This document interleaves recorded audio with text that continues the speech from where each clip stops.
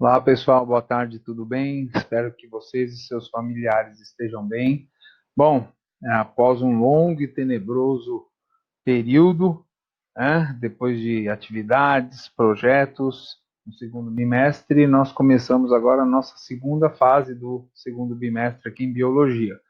Essa aula é uma continuação daquela primeira aula que eu passei para vocês, sobre citologia, onde nós falamos sobre a membrana plasmática, todos os processos que ela desenvolve, as funções que ela faz ali na célula, né? E agora a segunda etapa começa com o citoplasma. E o que é o citoplasma? Bom, vamos considerar aqui, ó, uma célula de origem animal, que é o que a gente está trabalhando, né?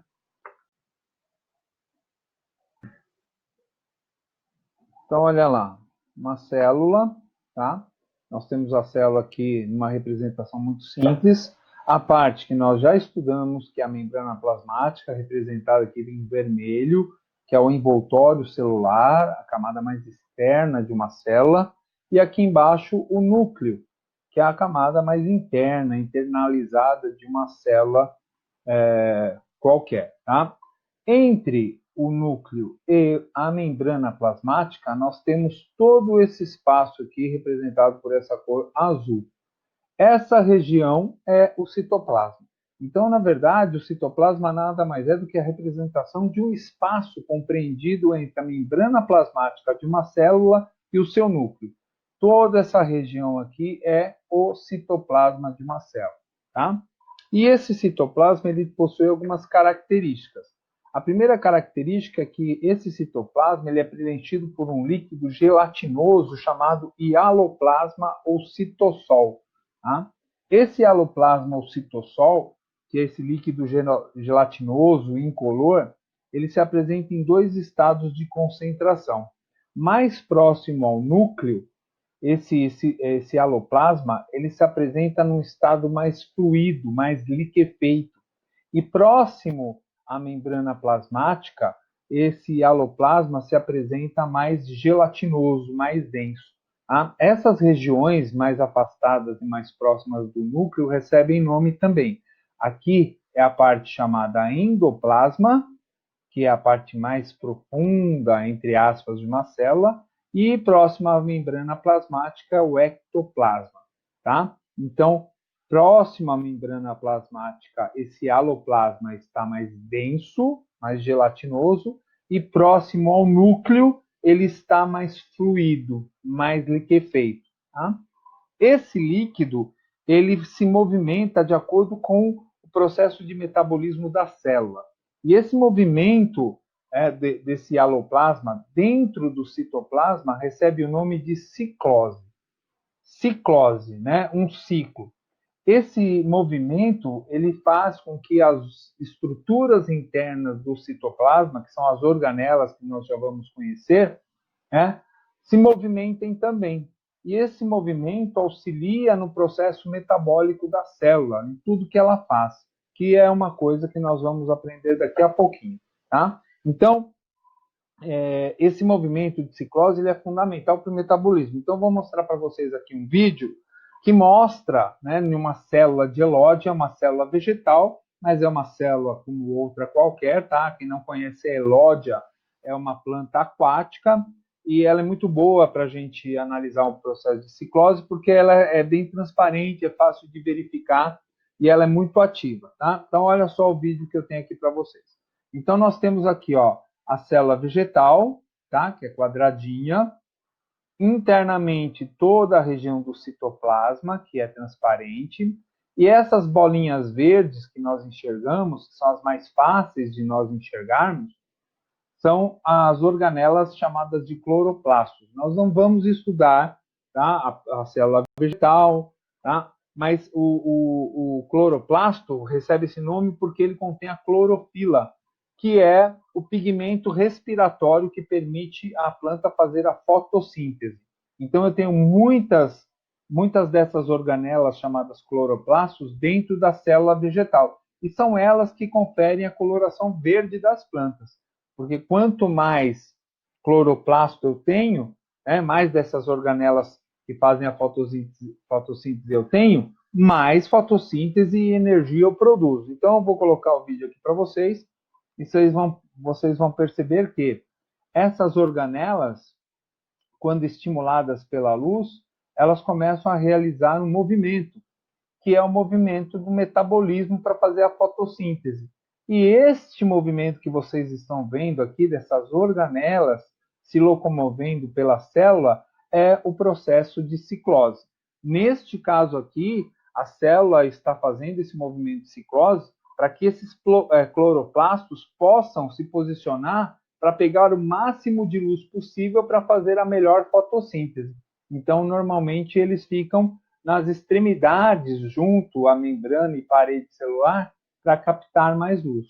Tá? Então, esse movimento aí que vocês estão vendo, das organelas, né, girando aqui dentro da célula vegetal, é esse fenômeno da ciclose, que é o movimento do hialoplasma, esse líquido gelatinoso, dentro do citoplasma. Tudo bem? Bom, dentro desse citoplasma, mergulhado no hialoplasma, estão as organelas celulares. Organela, o próprio nome já me representa alguma coisa, né? Celular porque é da célula. Organela, orgânulos lembram o quê? Órgãos. Então, do mesmo jeito que o nosso organismo possui vários órgãos, cada um desempenhando uma função para manter você vivo e funcionando, a célula, como a gente viu, por ser uma unidade viva, ela também precisa dos seus órgãos para que ela possa funcionar e fazer funcionar os órgãos aonde ela está presente para manter o seu sistema todo funcionando. Então, as organelas são como pequenos órgãos que realizam as atividades celulares, tá? Cada uma com a sua característica, formas e funções diferentes. A primeira que nós vamos conhecer é uma das mais importantes, tá? São os ribossomos. Esses ribossomos são estruturas muito pequenas, tá? E a função deles é de realizar a síntese de proteínas. Então, esses ribossomos, que estão representados aqui por essas pequenas bolinhas, inclusive essas aqui, ó, várias bolinhas presas nessa estrutura que a gente já vai conhecer, eles têm origem lá dentro do núcleo da nossa célula, que a gente já vai conversar no final dessa aula, tá? Numa estrutura chamada nucleolo.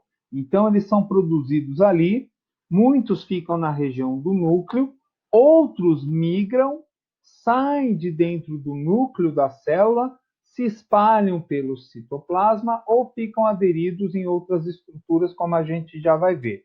Esse ribossomo ele tem duas unidades, a subunidade maior e a subunidade menor. E ele é responsável por ter o código de fazer as proteínas do meu corpo, inclusive fazer as cópias do material genético, o RNA e o DNA, que são estruturas fundamentais para o funcionamento de uma célula. Tá? Então, são eles que fazem a decodificação do código genético e fazem as cópias. É como se ele fosse uma máquina de copiar, uma máquina Xerox. Tá? E é justamente, já que estamos falando aí de pandemia a todo momento, é esse carinha aqui que faz as cópias dos vírus que entram dentro do nosso corpo. Então, quando a gente pega ali o coronavírus ou um vírus do resfriado qualquer, ele se multiplica dentro da nossa célula porque ele entra na nossa célula, se apropria do ribossomo e o ribossomo, ao invés de fazer cópia do nosso material genético, faz cópia do material genético do vírus. E aí o vírus se multiplica, sai da célula, destrói a célula e começa a desencadear os sintomas da doença. Tá? Então, trocando em miúdos, o ribossomo é como se fosse um livro de receita para fazer proteínas. Tá? Ele precisa de outras estruturas para fazer outros tipos específicos de proteína. Mas, basicamente, o material genético, DNA e o RNA, que é o que determina um organismo como ele é feito pelo ribossomo. Tá bom? Então, ele surge lá no núcleo, migra uma boa parte para fora do núcleo, vai para o citoplasma e vai desempenhar a função de síntese de proteínas, ok? A próxima estrutura é o chamado retículo endoplasmático. Esse retículo endoplasmático também tem um nome feio, chamado ergastoplasma. Só que a gente vai conhecer ele como retículo endoplasmático. E o retículo endoplasmático ele pode apresentar duas características, tá? Na verdade, é um conjunto de membranas em forma de túbulos ou canais, né? E ele pode ser distinguido de dois tipos, o rugoso ou granular e o liso ou agranular. O A na frente da palavra quer dizer não. Então, ele pode aparecer cheio de rugas ou cheio de grãozinhos ou sem nenhum grãozinho e sem nenhuma ruga, que é o chamado retículo endoplasmático liso. E aqui eu tenho um esquema dos dois, tá?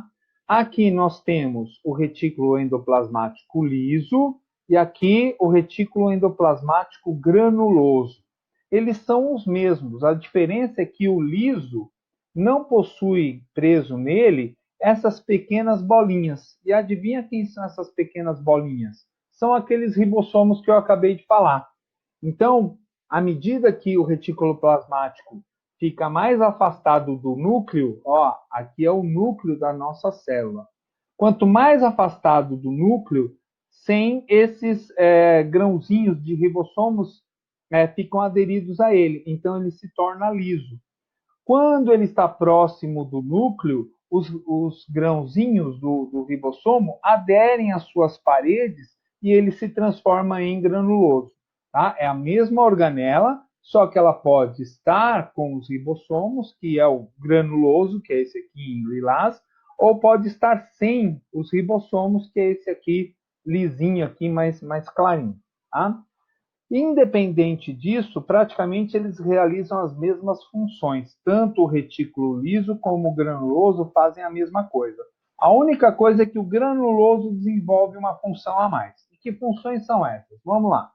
A primeira, o retículo endoplasmático, ele auxilia no fluxo do hialoplasma. Então, toda vez que a célula está fazendo ciclose, essas estruturas tubulares em forma de canais, interligados uns com os outros, auxiliam no fluxo desse hialoplasma para facilitar o movimento das organelas e realizar o metabolismo. Então, ele auxilia no fluxo da corrente do líquido hialoplasma dentro da célula. A outra função, armazenamento de substâncias diversas. Que substâncias são essas? Bom, quando a gente, vou dar um exemplo muito simples. Imagine a gente indo no mercado, né? Tem gente que vai no mercado 2, 3, 4 vezes por semana fazer a compra para o dia seguinte, mas tem gente, como a maioria, faz a compra para a semana ou para 15 dias.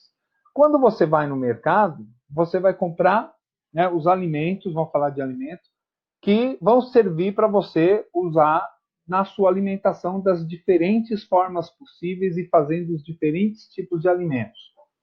Todo esse material que você traz do mercado é a matéria-prima para a construção de algum alimento, seja farinha, seja arroz, seja açúcar, sal, não importa.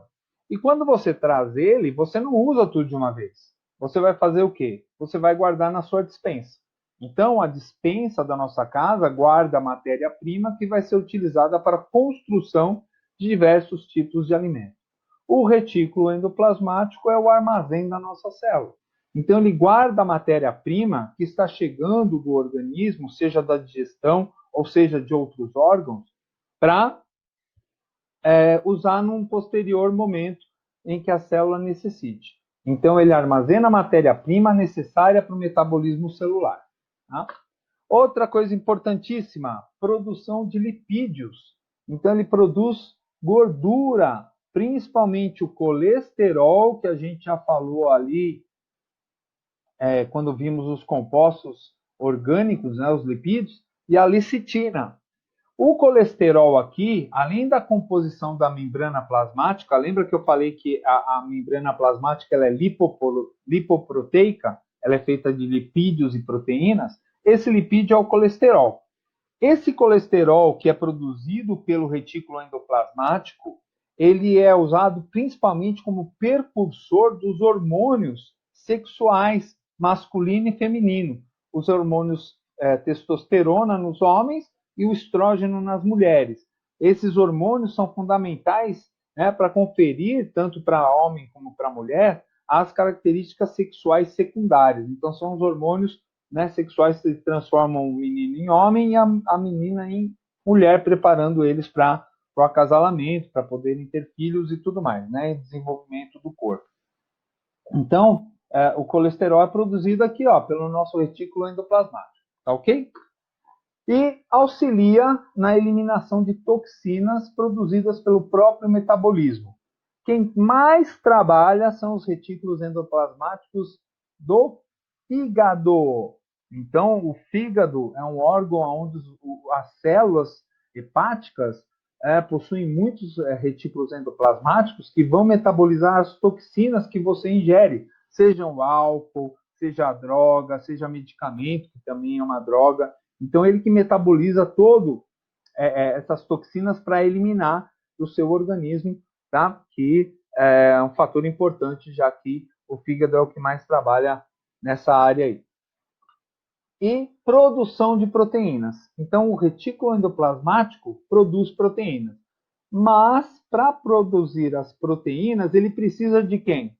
De quem tem a receita. E quem eu falei que tem a receita? O ribossomo.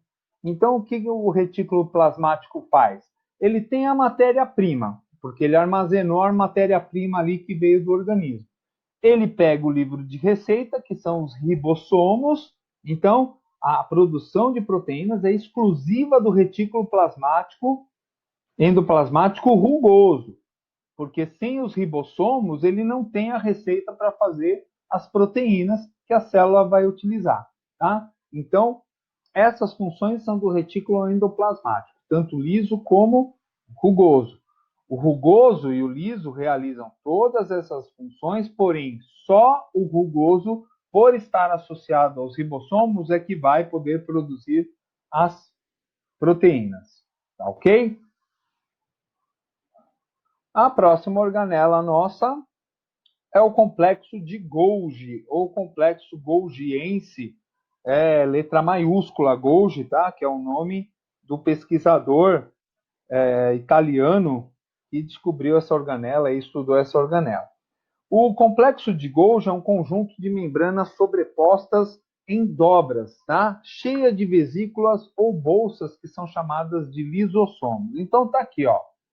Complexo de Golgi, várias membranas sobrepostas, dobradas umas sobre as outras, e nas suas extremidades ficam várias bolsinhas, tá? Cheias de substâncias químicas, que a gente já vai conhecer, que são chamadas de lisossomos.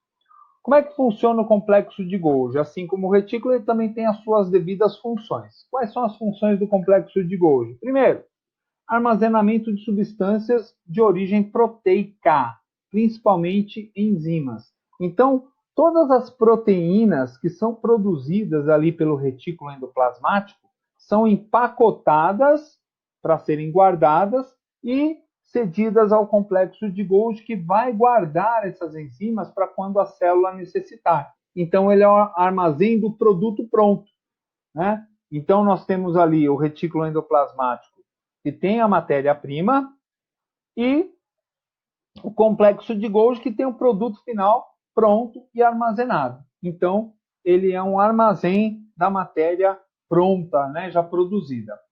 Ele também vai ser muito importante para produzir glicoproteína. Glico vem de glicose e proteínas, né, compostos orgânicos que a gente já conhece. Essas glicoproteínas nós chamamos de muco. É o muco que vai estar presente nos revestimentos de cavidades do organismo.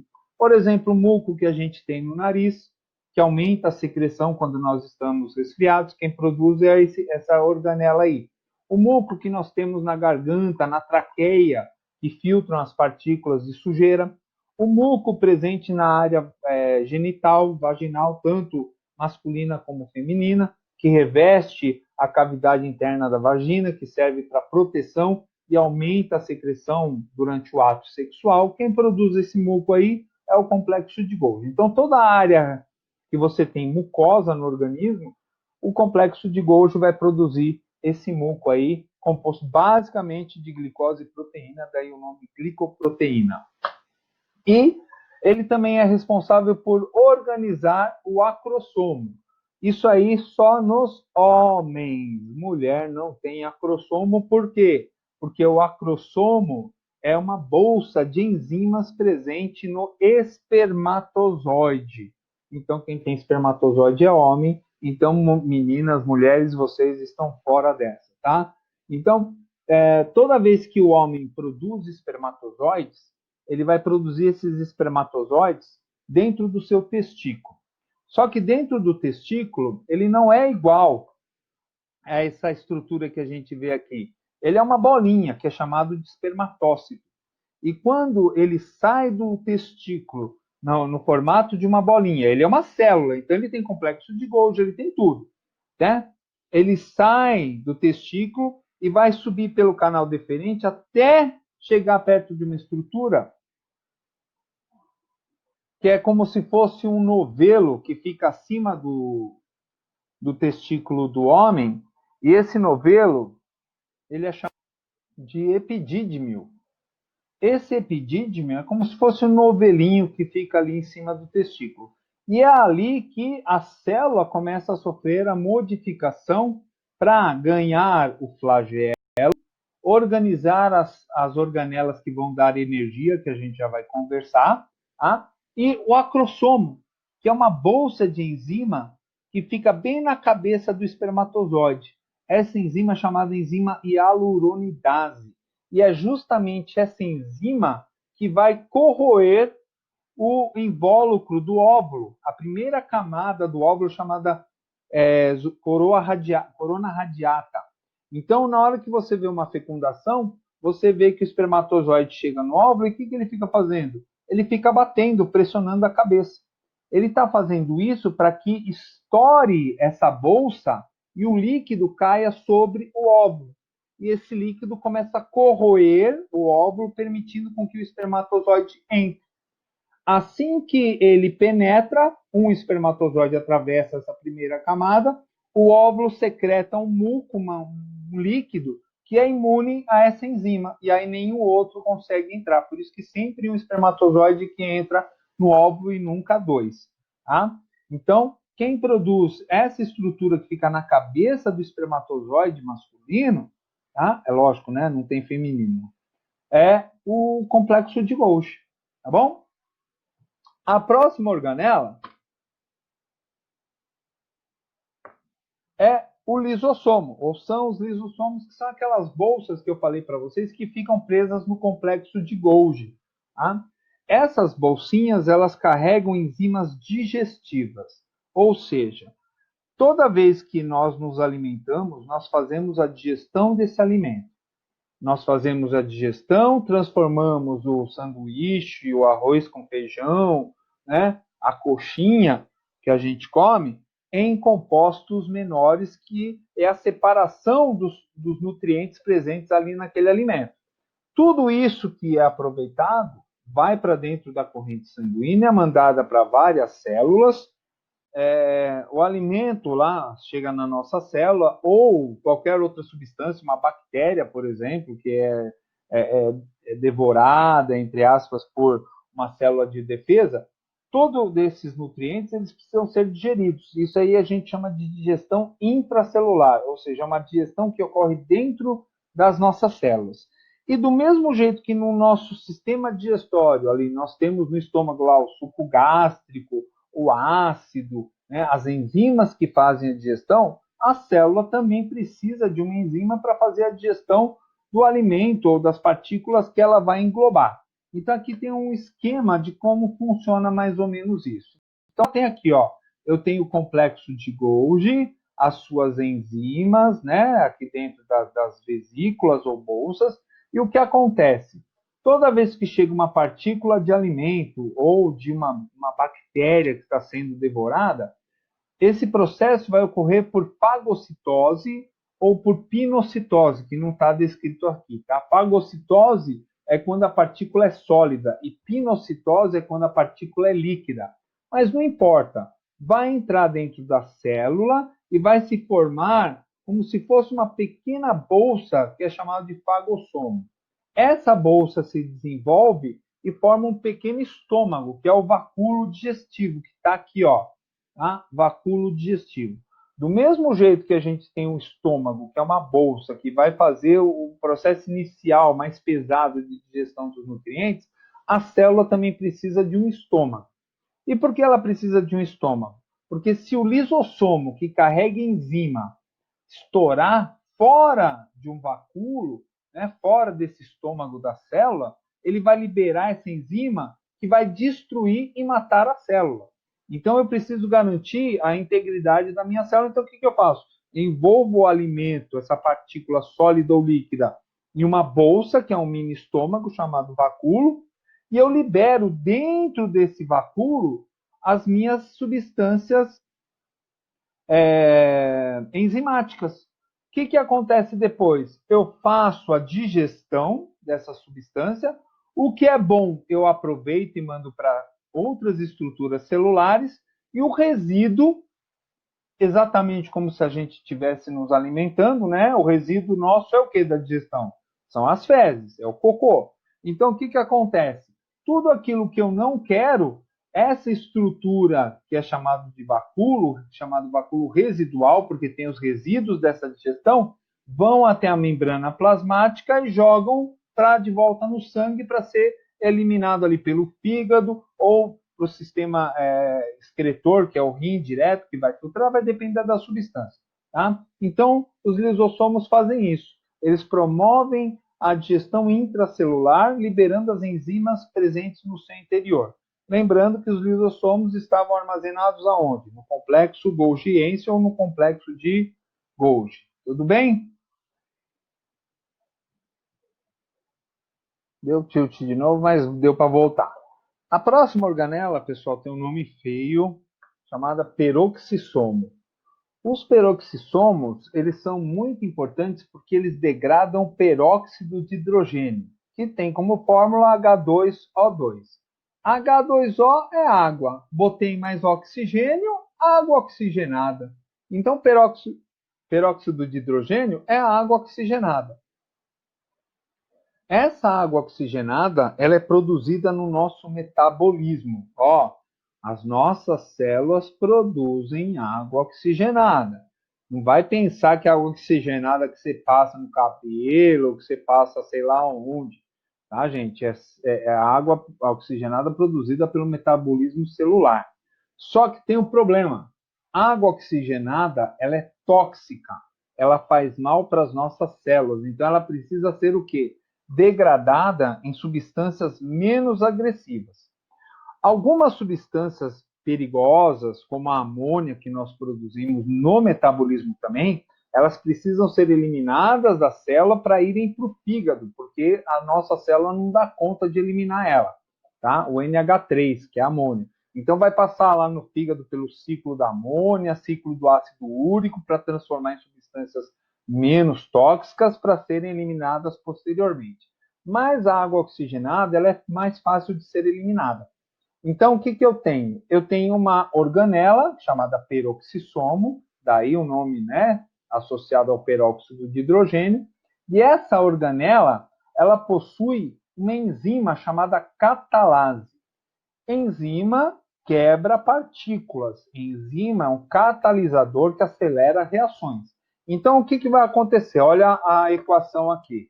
Eu tenho aqui duas moléculas de água oxigenada, 2H2O2. A seta indica que vai ocorrer uma reação química pela ação da enzima catalase. E quando a catalase entra em contato com a água oxigenada, olha o que acontece. Eu desmembro a água oxigenada em água, duas moléculas de água, mais oxigênio.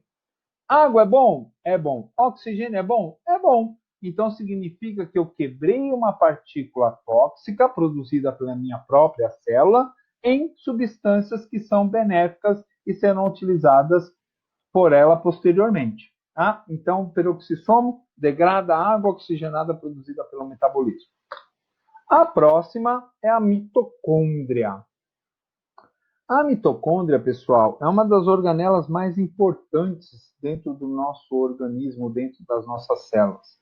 É ela que produz a energia. E energia dentro do nosso corpo, gente, é chamado de ATP.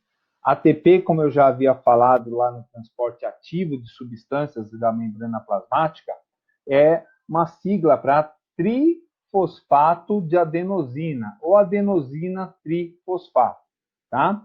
Que é a representação da energia do nosso corpo. Então, é ela que produz esse ATP. E esse ATP é necessário para todas as atividades celulares. Uma célula sem energia não funciona. O seu corpo sem energia não funciona. É óbvio que essa energia ela precisa de quem? Do alimento, do nutriente, que vem da nossa alimentação. Se você ficar sem comer, você morre.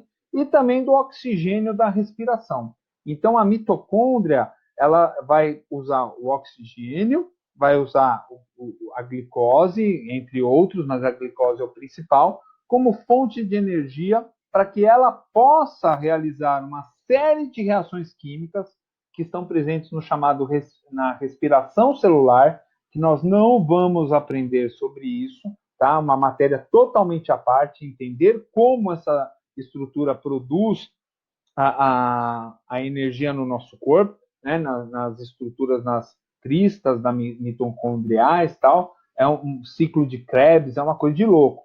Mas a gente não vai aprender aqui não, tá? O que a gente tem que saber é que ela pega o nutriente da alimentação, mais o oxigênio da respiração, transforma isso em energia.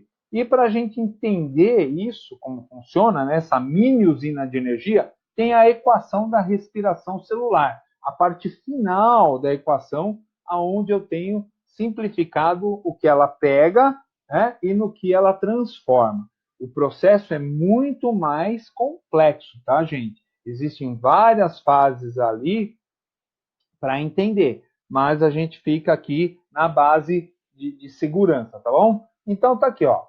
C6H12O6. O que é isso, pessoal? É uma pentose, né? É a glicose. A glicose vem da onde?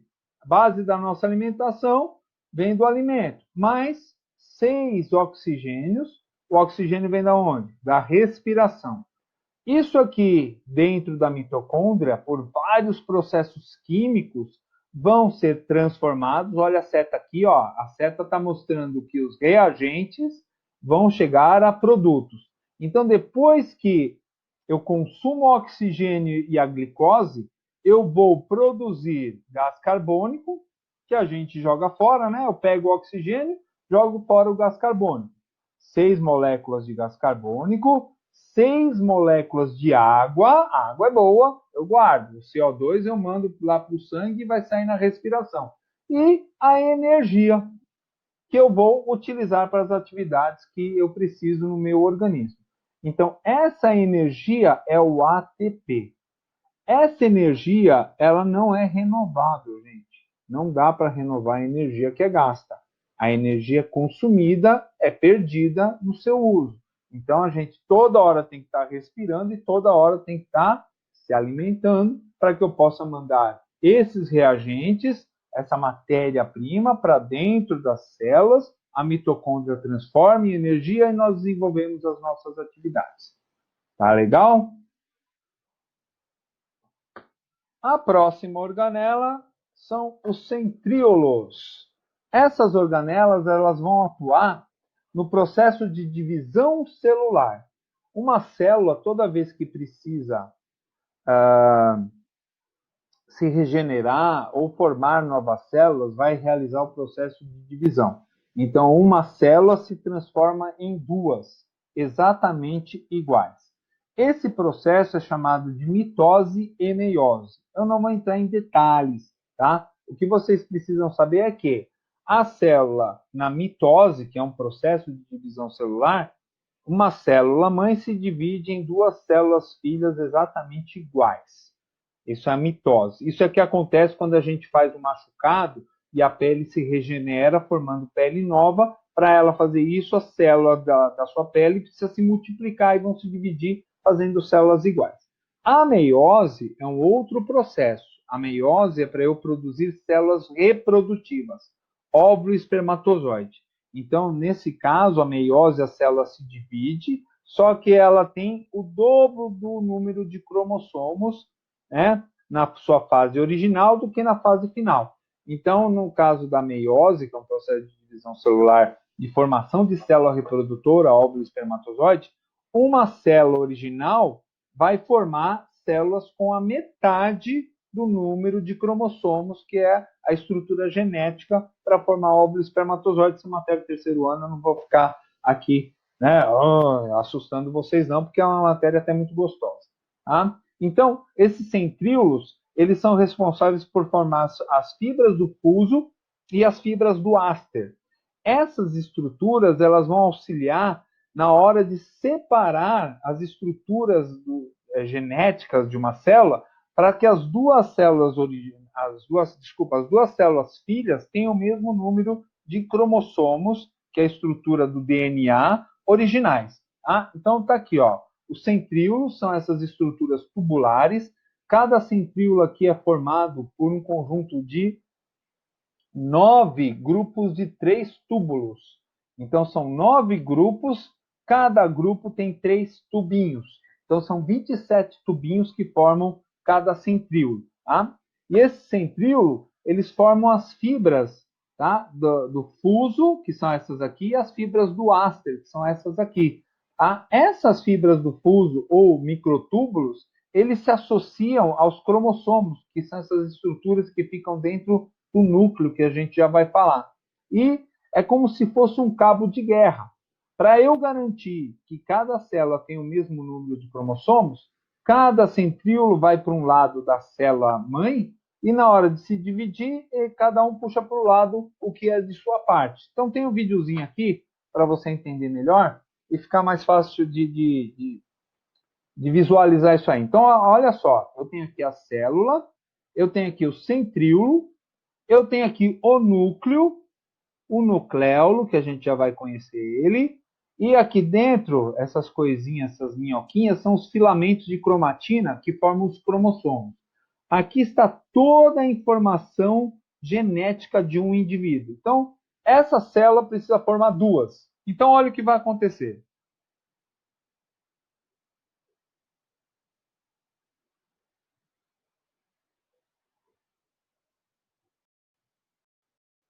Então, olha só o que acontece. Travou, gente, por isso que dá esses delay aqui de vez em quando.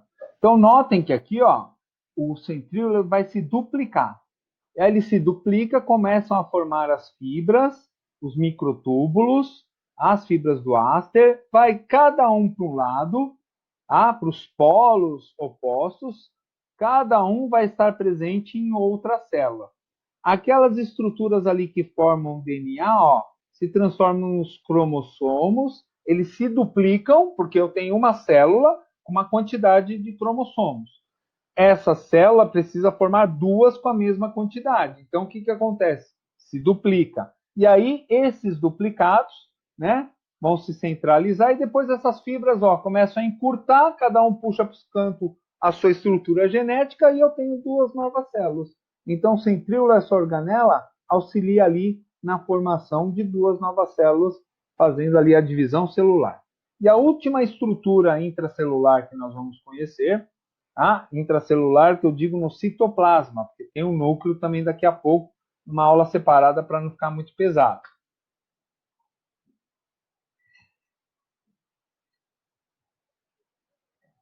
É o citoesqueleto.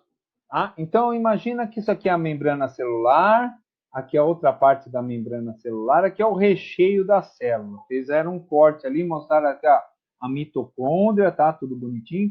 Então, o citoesqueleto. Citocélula, esqueleto, esqueleto da estrutura, da base, da sustentação. Então, o citoesqueleto é formado por diversos componentes, que são os filamentos intermediários, os microfilamentos e os microtúbulos, que estão espalhados. Notem que eles estão dando suporte para as organelas. Então, são eles que dão formato para a célula. Por isso é citoesqueleto, né? O esqueleto da sustentação, formato ao nosso corpo. Então, o que acontece? Eles dão base para que você possa ter ali o movimento das organelas celulares durante o metabolismo, naquele movimento ciclose, e eles também dão sustentação para as estruturas celulares. Então, por exemplo, o núcleo ele fica preso ali na região central da célula porque ele está preso por várias fibras musculares, não, gente, desculpa, por vários microtúbulos que dão base para segurar ele ali. É como se fosse um encordamento lá, um segurando o outro, uma teia de aranha ali, ajudando a segurar as estruturas para que elas fiquem na sua devida posição e auxiliam elas na movimentação para fazer o metabolismo celular. Tá? Então, essa é a função do citoesqueleto. Eu não vou me aprofundar em outros detalhes, porque senão fica muita informação. Pessoal, eu estou parando aqui a parte 1, tá? Que é a parte do citoplasma, e já já a gente volta com a parte 2, que é o núcleo celular, que é uma parte bem curtinha, que não vai dar nem 10 minutinhos aí de aula. Tudo bem? Paramos aqui, daqui a pouco eu volto.